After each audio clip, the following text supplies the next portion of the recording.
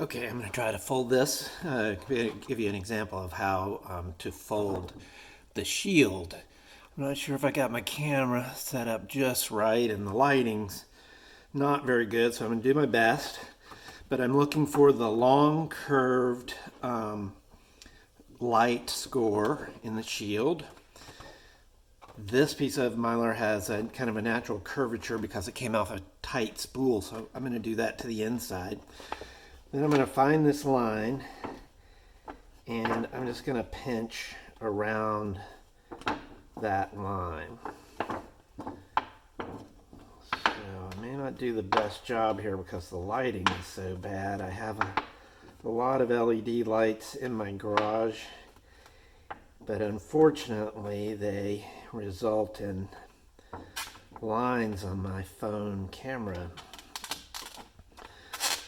So I'm just trying to, with my thumb and forefinger, walking around that curve. So I do the big curve first,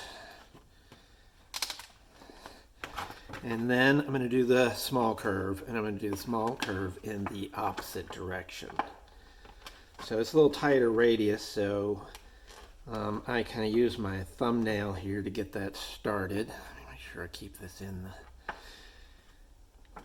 I'm just kind of almost working around just to get that first bit of crease.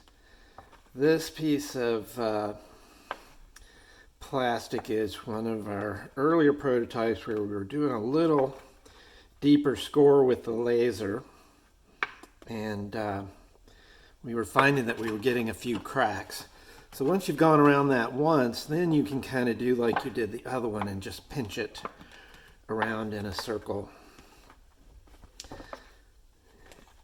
And the tightness of this bend kind of determines how close the shield is to your face and stuff like that. And stuff like that, like how close it is to your face and how sloped the front brim is. So the wearer can adjust this if they need to, but I'm just going to kind of quickly do this for now. So now you have the shape of the shield. Second thing you want to do is you find these straight lines and turn back the side wings. And they go pretty quick and easy. You want to do the long curve before we do the top curve, because the top curve can kind of get in the way of this long curve.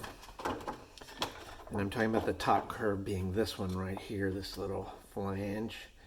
So that bends down. Now you have the tab and the slot.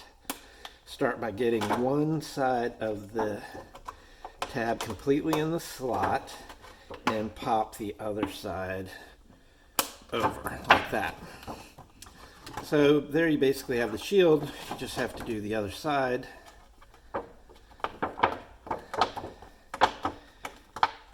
And depending upon how tight you do this bend here determines how close the side of the shield is to your face.